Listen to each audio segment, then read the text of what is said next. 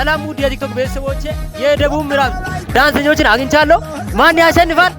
እንዲሁ አማንና ሺሜ